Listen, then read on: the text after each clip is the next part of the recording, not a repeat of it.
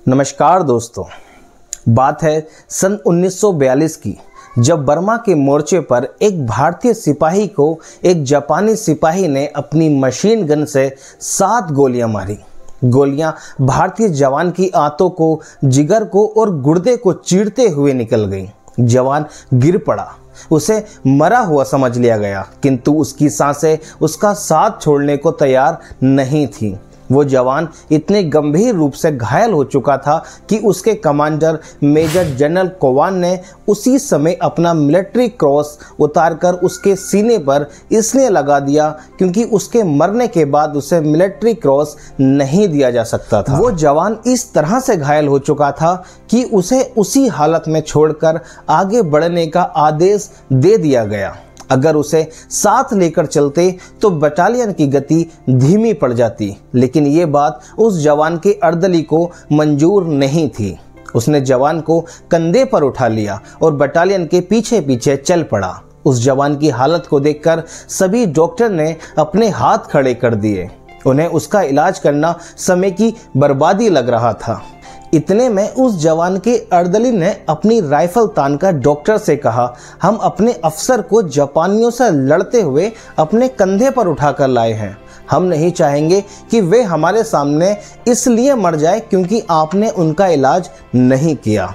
आप उनका इलाज करिए, नहीं तो मैं आप पर गोली चला दूंगा। डॉक्टर का मन अब भी नहीं मान रहा था, मगर सामने एक जुनूनी इंसान उस पर राइफल ताने खड़ा था। इसलिए अनमने मन से उसने जवान के शरीर में धसी हुई गोलियां निकालना शुरू की। उसकी आंतों को काट काट कर हटाया गया।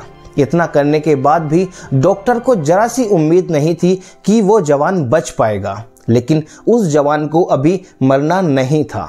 यही कारण था कि वो आश्चर्यजनक रूप से बच गया। स्थिति थोड़ी सामान्य होते होते उस जवान को पहले मांडले ले जाया गया, फिर रंगून और फिर भारत वापस लाया गया। 7 गोलियां खाने के बाद भी जीने की जिद पर अड़ा वो जवान था लेफ्टिनेंट कर्नल सैम मानेकशॉ। वही सैम मानेकशॉ जिन्हें 1971 में इंडो पाक युद्ध का हीरो कहा जाता है। उनका अर्दली जो उन्हें बचाकर लाया था, उसका नाम था सूबेदार शेर सिंह। अगर उस दिन शेर सिंह ने हिम्मत और लेफ्टिनेंट कर्नल सैम मानेकशॉ के प्रति अपना समर्पण ना दिखाया होता तो शायद हमें एक ऐसा सैनिक अफसर नहीं मिल पाता जिसे दुश्मनों या हुक्मरानों के सामने सही बात बोलने में जरा सी भी हिचक महसूस नहीं होती थी। 3 अप्रैल 1914 को पंजाब के अमृतसर में जन्मे सैम मानेकशॉ को सब सैम या सैम बहादुर कहते थे। सैम बहादुर ने अपने जीवन के करीब 4 दशक फौज में गुजारे और इस दौरान उन्होंने 5 युद्धों में भाग लिया था। फौजी के रूप में उन्होंने अपनी शुरुआत ब्रिटिश इंडियन आर्मी से की थी। इसके बाद दूसरे विश्व युद्ध में भी उन्होंने हिस्सा लिया था।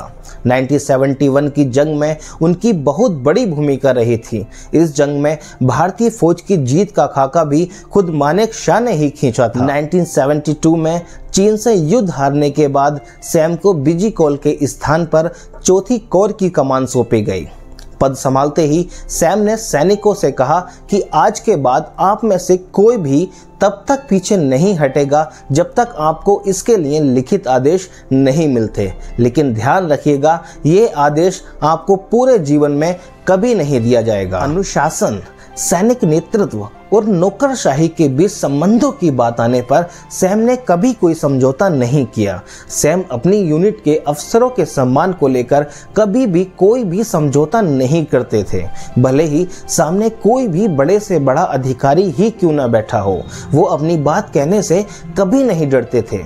एक बार की बात है कि सेना मुख्यालय में एक बैठक हो रही थी। रक्षा सचिव हरीश भी वहां पर मौजूद थे। उन्होंने वहां बैठे एक कर्नल से कहा, hey you there, open the window. वे कर्नल उठने ही वाला था कि तभी अचानक से सैम वहां पर आ गए और रक्षा सचिव की तरफ मुड़ते हुए कहा कि सचिव महोदय, ऐसा है, आइंदा से आप मेरे किसी भी अफसर से इस टोन में बात नहीं करेंगे। ये अफसर कर्नल है, यू देयर नहीं। उस जमाने के बहुत शक्तिशाली ICS अफसर हरीश को भी उनसे माफी मांगनी पड़ी थी। अपनी बात को लेकर सैम कभी भी पीछे नहीं हटे, भले ही सामने कोई भी हो। बात 1971 की लड़ाई की है, जब इंदिरा गांधी चाहती थी कि वे मार्च में ही पाकिस्तान पर हमला कर दें, लेकिन सैम ने ऐसा करने से साफ इनकार कर दिया। इसका सबसे बड़ा कारण यही था कि उन्हें ये बात अच्छे से मालूम थी कि भारतीय सेना अभी हमले के लिए तैयार नहीं है। इंदिरा गांधी इससे बहुत ज़्यादा नाराज भी हुए। तब मानेकशॉ ने पूछा कि आप मैडम युद्ध जीतना चाहती हैं या नहीं। इंदिरा गांधी ने कहा, ऑफ कोर्स मैं जीतना चाहती हूँ। इस पर सैम बहादुर ने कहा कि मुझे 6 महीने का समय दीजिए और मैं गारंटी देता हूँ कि जीत आपकी ही होगी। 1971 में जंग के लिए जब एक बार फिर इंदिरा गांधी ने आर्मी चीफ से पूछा तो मानेकशॉ ने कहा कि मैं हमेशा तैयार हूँ स्वीटी। इंदिरा गांधी जानती थी कि मानेकशॉ जैसे लीडर के दम पर ही वो पूर्वी पाकिस्तान में जंग जीत सकती हैं, इसलिए वो उनके सारे नखरे सहती थी। 1971 की जंग में पाकिस्तान को हराने की बात हो या नया मुल्क बांग्लादेश को बनाने की बात, पूरा का पूरा श्रेय सिर्फ सैम बहादुर को ही जाता है। ये भारतीय सेना के इस लीडर की ही ताकत थी जिसने जंग खत्म होने के बाद पाकिस्तान के 90,000 सैनिकों को बंदी बना लिया था। देश में ऐसे वीर सपूत के बारे में आने वाली नस्लों को बताया जाना बेहद जरूरी है। ये वही लोग हैं जिनके कारण आज भारत विश्व के शक्तिशाली देशों में गिना जाने लगा है। हमें इनकी बहादुरी के किस्सों को अनमोल विरासत की तरह सहेजने की बहुत ज़्यादा आवश्यकता है। सैम मानेकशॉ का पाकिस्तानी राष्ट्रपति से भी जुड़ा एक किस्सा काफ़ी मशहूर है। दरअसल बहादुर और पाकिस्तान के राष्ट्रपति खान एक साथ फौज में थे और दोस्त हुआ करते थे। उस समय बहादुर के पास एक यूएस मेड मोटरसाइकिल हुआ करती थी। देश का बंटवारा हुआ तो राष्ट्रपति खान पाकिस्तानी फौज में चले गए। बहादुर भारतीय फौज में ही रहे, लेकिन खान ने जाते जाते सैम से ये अमेरिकी मोटरसाइकिल 1000 रुपये में खरीद ली, लेकिन पैसे नहीं चुकाए।